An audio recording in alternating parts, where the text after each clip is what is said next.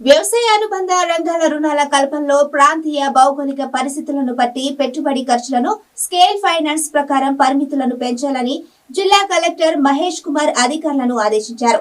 మంగళవారం అమలాపురంలోని కలెక్టరేట్ నందు జిల్లా స్థాయి టెక్నికల్ కమిటీ సమావేశం జిల్లా కలెక్టర్ అధ్యక్షతన జిల్లా సహకార bank CEO committee convener Pavan Kumar ఆధ్వర్యంలో నిర్వహించారు. దాంట్లో మన రెగ్యులేషన్స్ ఏం పెట్టాలి ఇవన్నీ కొంచెం డిజైన్ చేసుకున్నాం. సో ఆఫీసర్లను ఇస్తున్నాము, ఒకటి నేషనల్ లెవెల్ ఒకటి and Tamil Nadu. So you just go through it.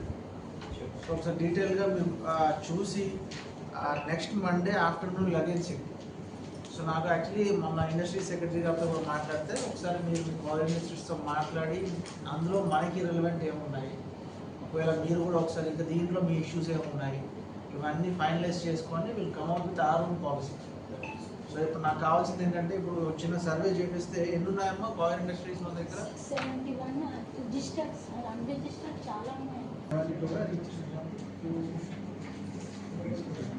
292 వచ్చాయి.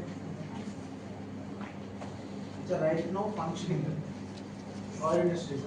బేసికల్లీ మన పవర్ ఇండస్ట్రీస్ ఎంత రిజిస్టర్ అయి ఉన్నాయి మన జిల్లాలో, అసలు ఎంత టోటల్ నాకు రెడీగా మీరు ఒకసారి అనాలిసిస్ చేయండి. మనకున్న టోటల్ ఈ 1,00,000 ఎకరాల అప్రాక్సిమేట్లో ఎన్ని టన్స్ ఆఫ్ ఆయిల్ వస్తుంది మనకి ప్రయాణం.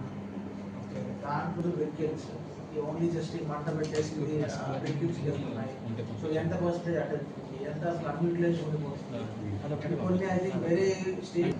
అండ్ ఇంకొకటి ఏం చేస్తారంటే ఇండస్ట్రీస్ నుంచి రైట్ నో మనకి పవర్ ఇండస్ట్రీ సపోర్ట్ చేయడానికి ఫినాన్షియల్గా మనకి ఇన్స్ట్రుమెంట్స్ ఏముంటాయి, ఎన్ని బేసికల్లీ ఇట్లా ఫార్మర్ ప్రొడ్యూసర్ ఆర్గనైజేషన్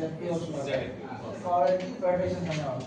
అది ఇదివరకు ఉండేదా సార్? ఆల్రెడీ ఇది తమిళనాడు అండ్ కర్ణాటక మన దగ్గర ఫెడరేషన్